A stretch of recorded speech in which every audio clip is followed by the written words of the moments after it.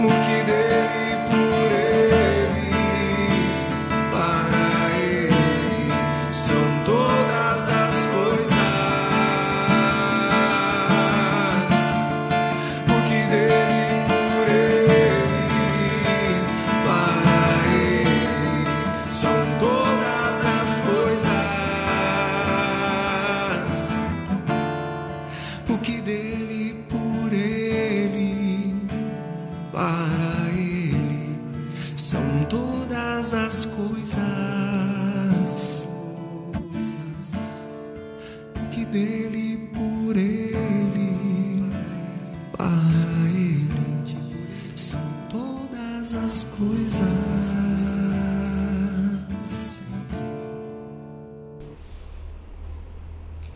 Olá, cumprimento todos vocês que têm assistido o programa do Ministério Fonte de Vida. Eu sou o Rodrigo, hoje eu vou estar partilhando alguma coisa a respeito de fé, de Deus, e também um tema muito interessante, fé e razão. Será que essas duas palavrinhas, elas conflitam entre si? Será que a nossa fé, ela sempre precisa ser uma fé irracional? É um problema que a gente vê em discussões, em perguntas e tudo. Eu quero, antes de tudo, dizer que a nossa fé, ela é racional. Muitas coisas que nós cremos, que nós confiamos, nós acreditamos e confiamos devido à razão. Eu quero dar um exemplo bem simples aqui. Nós estamos numa região aqui em Penápolis, uma região dos rios aqui, onde o pessoal vai bastante para os ranchos e pega os seus jet ski e vão andar. Imagine você uma pessoa que tem bastante medo de andar de jet ski, não sabe nadar ou por algum outro motivo. E alguém convida essa pessoa para dar uma volta ali na garupa do jet ski, mas de uma forma bem simples ali, não tão distante da borda ali, do lago, da prainha, que seja. E essa pessoa, ela começa a ser convencida por razões óbvias. Olha, nós temos um colete, não vai acontecer nada. Esse jet ski aqui, ele é novinho, é zero, não vai dar problema nenhum. A pessoa que está pilotando é profissional, há anos faz isso. E essa pessoa racionalmente começa a ser convencida que ela pode dar aquela volta. Quando ela decide, porque ela acredita nas razões dadas, dada a ela por essa pessoa, ela acreditou, ela começa a ir e se aproximar daquele jet ski, e por algum motivo ela é tomada ali de emoções, de medo e de alguma coisa um desespero, e ela larga aquela convicção dela devido às emoções que ela está sentindo. O que acontece? Racionalmente, ela foi levada a acreditar que não teria problema.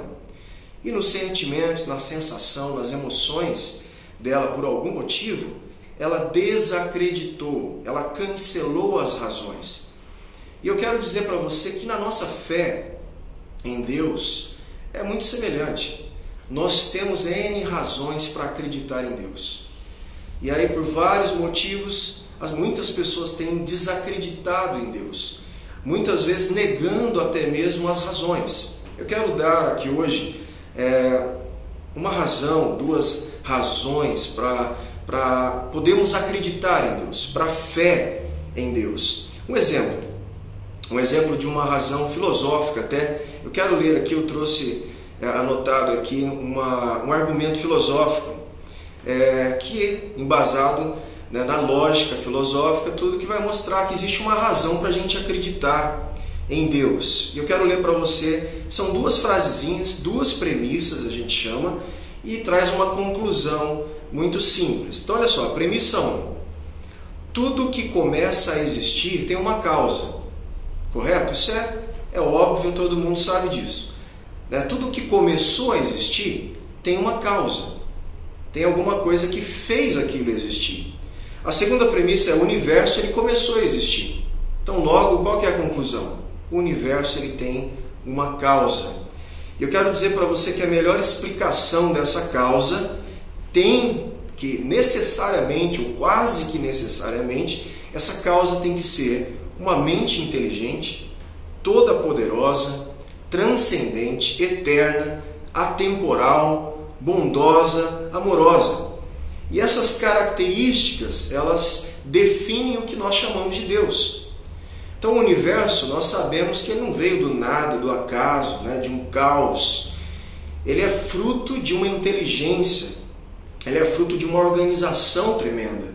Então essa causa para o universo, ele nos conduz a entender que existe um ser superior, né, um outro além de nós, que transcende o físico, a matéria, o ser humano e toda a natureza.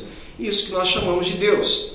Então eu só com esse simples argumento, mas poderoso argumento, eu quero dizer para você que eu tenho razões para crer na existência de Deus. É uma outra razão muito discutida hoje.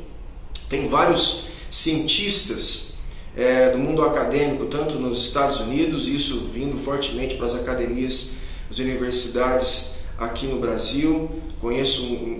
Tive a oportunidade de assistir a palestra de um químico, doutor em química da Unicamp, que ele tem defendido a teoria do design inteligente. Simplificando essa teoria, é o seguinte: toda inteligência, ela reconhece inteligência, né? Então é simples, é fácil você pegar aí dentro da sua casa, observa os seus móveis, né, dentro da sua casa agora, qualquer coisa que tenha aí, você está à frente no seu computador, você nunca vai falar um absurdo que o computador que está na sua frente, ele veio do nada. Seria um absurdo, correto? Por quê? Porque nós somos inteligentes, nós podemos identificar o que foi feito através de inteligência, de um projeto inteligente. Eu estou aqui na frente de duas câmeras, eu não vou falar que isso veio do nada, isso foi fruto de um projeto inteligente. Né? Os seus móveis, eles não vieram do nada, as madeiras se batendo e se formaram. Isso é fruto de um projeto, de um design inteligente. Quando nós olhamos para a criação, para a natureza, para a vida, é muito difícil, pessoalmente, acreditar que isso veio do nada. Isso é muito mais complexo do que o computador que está na tua frente. A vida, o DNA humano, né, toda a articulação do universo, das galáxias, das forças que regem o nosso universo, isso foi muito bem montado, muito bem projetado, de uma forma extremamente inteligente, por uma mente totalmente poderosa, podendo controlar isso. Então essa teoria do design, ela fala justamente isso, que nós podemos identificar inteligência na criação, na natureza, na vida, né, em tudo que nós vemos à nossa volta. É possível identificar inteligência e até mesmo, isso é usado, né, no meio dessa teoria, até mesmo uma assinatura desse arquiteto que nós chamamos de Deus. É óbvio que essa teoria ela conduz, ela possibilita a gente entender que essa mente inteligente pode ser, ou tem tudo a ver com esse ser que nós chamamos de Deus. Então, nessa introdução minha aqui, eu quero dizer para você que eu, pessoalmente, e muitas pessoas, e eu acredito que você também, tem razões muito fortes para acreditarmos na existência de Deus. E eu convido você, a partir desse momento, nós já entendemos que Deus existe realmente, porque o universo não veio do nada, a vida não veio do nada, toda essa orquestração inteligente de tudo que podemos observar, da beleza e tudo que existe no universo, isso não veio do nada, isso veio de um ser todo-poderoso, supremo, que orquestra tudo isso, que criou e inteligentemente organizou todas essas coisas, né? E nós, como seres inteligentes, podemos observar isso, e isso nos leva, nos conduz a um ambiente de fé. Então nós agora somos projetados a acreditar a algo que nós não podemos simplesmente ter contato científico, mas nós partimos agora num nível de fé. E no nível de fé nos foi dado o que nós chamamos de Bíblia. Daí vem a nossa crença em cima de um livro. Para quem não sabe, a Bíblia não é simplesmente um livro, são vários livros com mais ou menos 40 autores, escritos entre eles de mais ou menos 1.500 a 1.600 anos de diferença do primeiro autor ao último autor, todos eles falando de um propósito de Deus em relação ao homem, à humanidade, e como esse Deus quer se revelar para nós, a sua criação, né, e a sua criatura. Esse livro que nós temos na mão, ele na verdade são vários livros, é uma biblioteca que nós chamamos de Bíblia. Esse livro nós acreditamos que ele foi inspirado por Deus. Ele foi inspirado para que pessoas conduzidas nessa inspiração registrassem e organizassem de forma inteligente uma revelação desse Deus, desse Criador do céu e da terra, como esse Deus gostaria de se revelar para a sua criação e para a raça humana, para mim e para você. E nós vemos algo aqui, eu quero ler para vocês um texto do livro de Romanos, quando o apóstolo Paulo, ele escreve uma carta aos irmãos que moravam na cidade de Roma, né? É a carta que você tem na sua Bíblia aí, que chama Romanos. Então, Romanos capítulo 1, lá no versículo 20, Paulo escreve assim: pois desde a criação do mundo, os atributos invisíveis de Deus, seu eterno poder e sua natureza divina têm sido vistos claramente. Olha só que Paulo diz, que os atributos invisíveis de Deus podem ser vistos. E vistos de que forma? Claramente. Como assim? Olha só.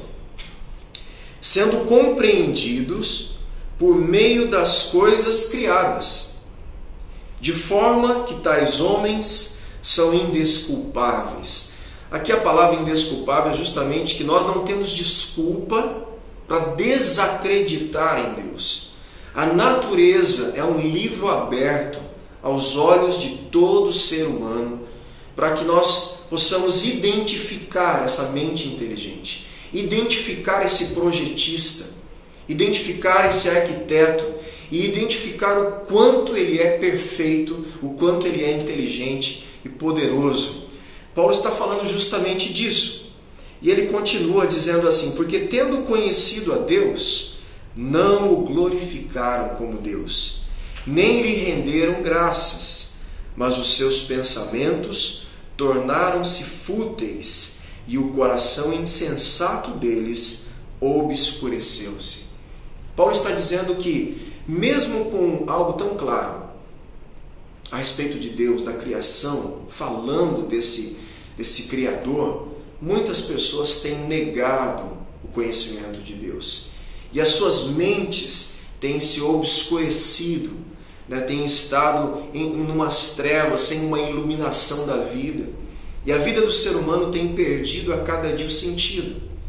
O ser humano não sabe até hoje, depois de anos, ou milhares de anos, perguntando quem nós somos, por que estamos aqui e para onde vamos, nós ainda não conseguimos descobrir as respostas dessas perguntas.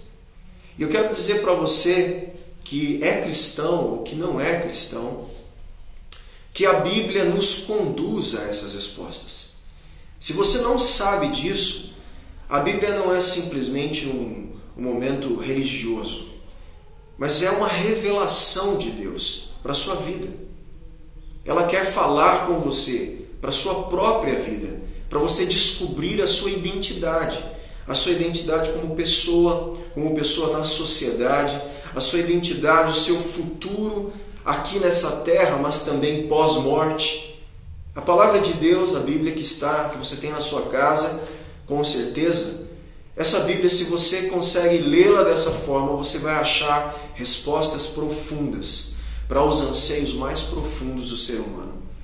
E essa palavra diz também que Deus, esse ser eterno, pré-existente, em que sentido?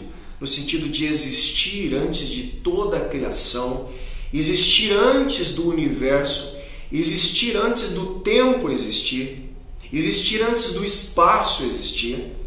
Esse Deus eterno, essa inteligência toda poderosa, ele escolheu se revelar ao ser humano. De que forma?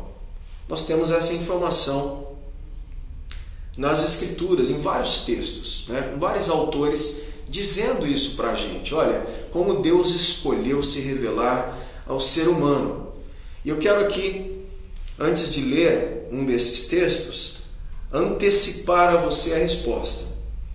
Eu quero dizer para você que a pessoa que você conhece como Jesus, que você com certeza já ouviu falar, ele foi a exata revelação de Deus.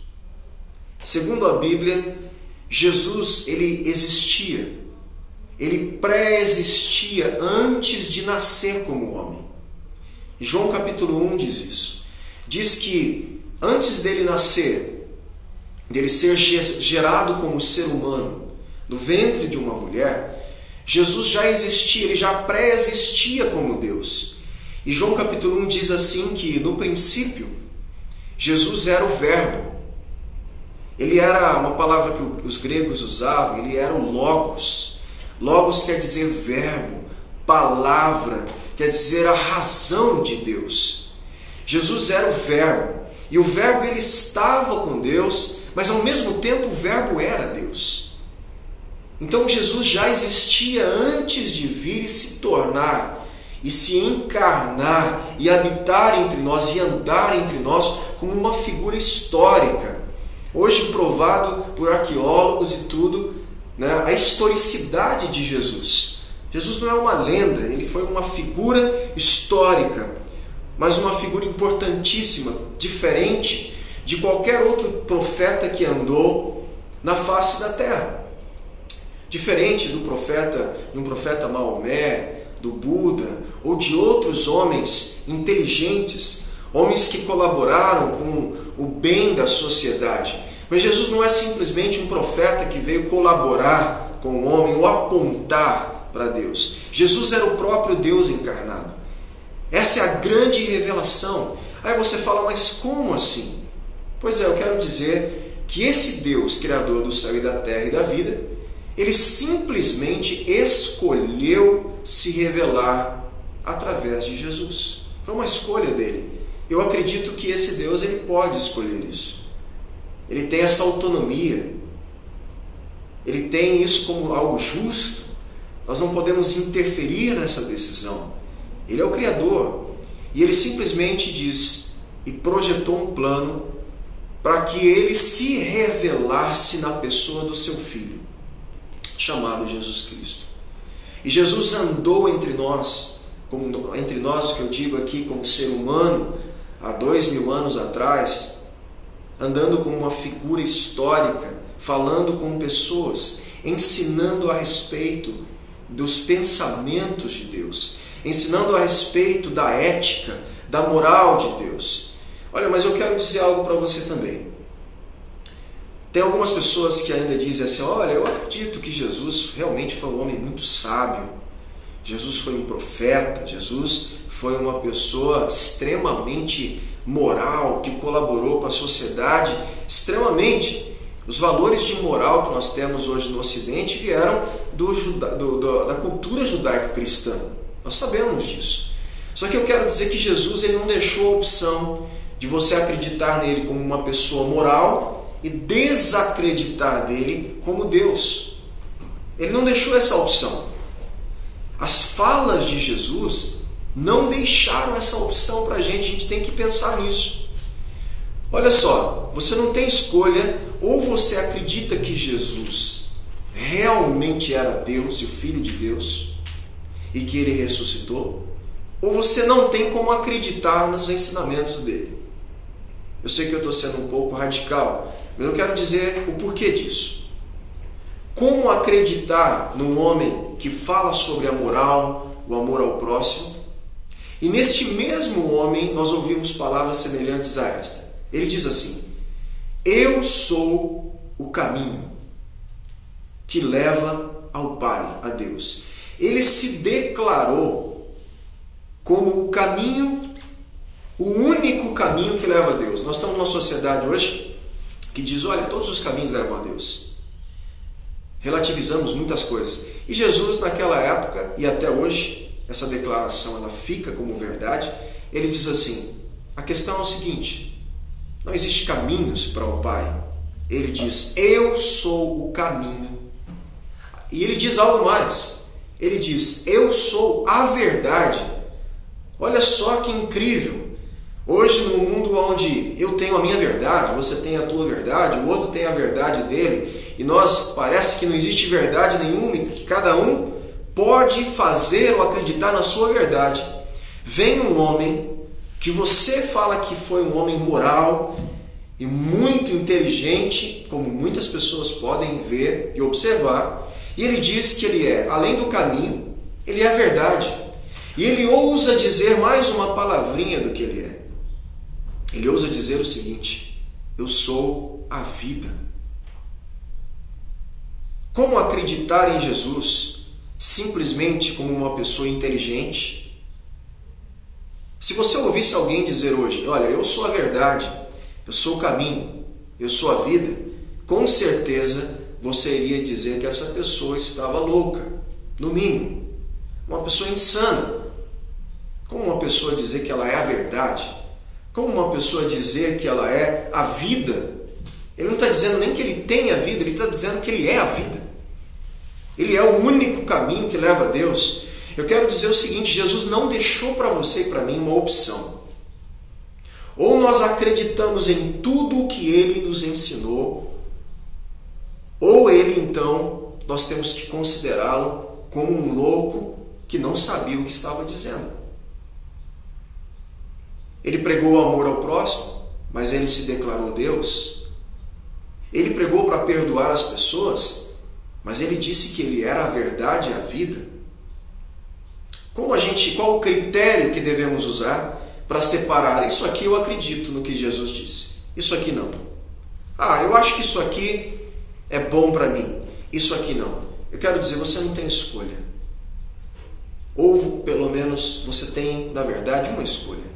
Ou você acredita em Jesus ou não acredita. Não tem escolha de peneirar os ensinamentos. Todo o ensinamento de Jesus tem a ver com quem ele era. Só ele poderia ensinar do jeito que ele ensinou. As verdades e a verdade de quem ele era e do Deus que criou o céu e a terra. Porque segundo a Bíblia que você tem, Jesus estava com o Pai no momento em que o universo foi criado. E a Bíblia diz que todas as coisas foram feitas por intermédio de Jesus, para Ele e por Ele. Na introdução dos programas do Ministério Fonte de Vida, você ouve um pedacinho de uma música que diz: porque dele e por Ele e para Ele são todas as coisas. Essa é a verdade da palavra de Deus, das Escrituras que nós temos em mãos. E eu quero provocar você, talvez é isso que eu estou fazendo essa tarde, nesse dia, no momento que você está assistindo aí, com você. Estou provocando você a conhecer mais a respeito da pessoa de Jesus. Conhecer mais sobre as suas declarações. Não só saber que Jesus é uma figura religiosa, que Jesus é uma figura moralista, ou que trouxe conceitos morais, melhor dizendo, éticos, coisas boas, ajudas para vivermos na sociedade, valores como o amor, o perdão, o respeito, a tolerância, são todos ensinos desse Jesus. Mas eu quero dizer para você que ele não ensinou só isso. Ele se declarou o caminho. O caminho que te conduz a Deus. O caminho que te conduz ao Deus Criador do céu e da terra. E mais interessante, e ele disse que esse Criador do céu e da terra, ele é pessoal. Além de criar todas as coisas, ele quer um relacionamento com você. Ele quer se revelar para você. Na pessoa de Jesus, nós entendemos que Deus fez um esforço em trazer o Filho dele à Terra para se revelar para a humanidade. Nossa pergunta é: o que nós temos feito com essa revelação? O que nós temos feito com essa verdade, com esse ensino, com essa palavra, eu quero incentivar você a buscar o Senhor Jesus como Ele realmente é. Ele é Deus, a Bíblia diz coisas extraordinárias que não diz a respeito de mais ninguém da história. Se você crer em Jesus, você precisa crer em algumas coisas. Se você diz crer em Jesus, você precisa crer na pré-existência de Jesus, que Ele já existia antes de vir como ser humano. Se você crê em Jesus, você precisa acreditar que Jesus nasceu de uma virgem. Qual a dificuldade de acreditar nisso? Se nós acreditamos que Deus fez o universo do nada e a vida do nada. Não é difícil acreditar que esse Deus Todo-Poderoso possa, para se revelar, gerar alguém de uma virgem. Isso não é irracional. Eu tenho razões para crer nisso. É o poder, desse ser todo-poderoso, eterno e transcendente que criou todas as coisas. Ele pode fazer isso. Então, crer em Jesus quer dizer crer na pré-existência, quer dizer crer no seu nascimento virginal, quer dizer crer que Ele morreu não porque tiraram a vida dele, mas Ele morreu, a Bíblia diz que Jesus morreu porque Ele se entregou. Não foram os romanos que mataram Jesus, nem os judeus. Ele se entregou como um sacrifício substitutivo por toda a humanidade. Você precisa acreditar nisso, se você diz que crê em Jesus. E que não só Ele morreu, mas diz também que ao terceiro dia, na contagem dos dias judaicos, que Ele ressuscitou. E Ele está vivo, e a Bíblia diz que Ele apareceu para mais de 500 pessoas, testemunhas oculares da ressurreição. E esse Jesus agora retorna ao seu lugar da pré-existência como Deus, o único Deus verdadeiro que oferece a salvação para toda a humanidade. O que nós, raça humana, povo, habitantes da terra, temos feito com essa revelação. É o que eu quero pedir a você que pense e medite a respeito dessas coisas. Eu quero nesse momento orar para que Deus ilumine a sua mente e que dê essa revelação para você nesse dia e nesse momento, que seja real a presença de Deus, que você tenha uma experiência com esse Deus Criador, mas pessoal, e que quer ser o teu Pai e se revelar a você. Convido você a fechar os seus olhos comigo e pedir a Deus a respeito dessas coisas. Pai, obrigado pela tua palavra. Obrigado porque além do Senhor ser o eterno, todo-poderoso, transcendente, o arquiteto do universo, o projetista, o criador de todas as coisas, o Senhor também se mostra a cada um de nós na pessoa do seu Filho Jesus como um Deus pessoal, como o nosso Pai. Eu peço que o teu Espírito convença os nossos irmãos e amigos que nos assistem nesse momento e que acompanham essa programação. Convença cada um deles da verdade da tua palavra, da verdade do sacrifício de Jesus, da verdade oferecida em Jesus Cristo. É isso que eu peço, Pai, e peço que o Senhor abençoe cada um deles, em nome do Senhor Jesus. Que Deus te abençoe. Quero terminar dizendo um texto da palavra de Deus que diz assim, João 3,16, que Deus amou o mundo de tal maneira que Ele deu o único Filho dele, com o motivo, com a finalidade de que todo aquele que cresce nesse Filho recebesse a salvação, a vida eterna, e não fosse condenado. É isso que Deus quer para você. Abra o seu coração, convide esse Deus para se relacionar pessoalmente com você, na pessoa de Jesus, e que Jesus realmente seja o teu Salvador e o Senhor da sua vida. Deus os abençoe, em nome de Jesus. No que dele, por ele, para ele, são todas as coisas.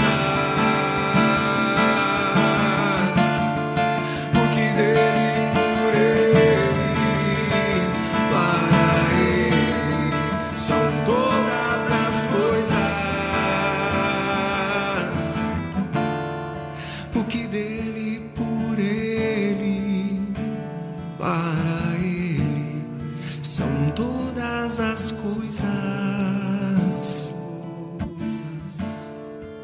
que dele, por ele, para ele são todas as coisas.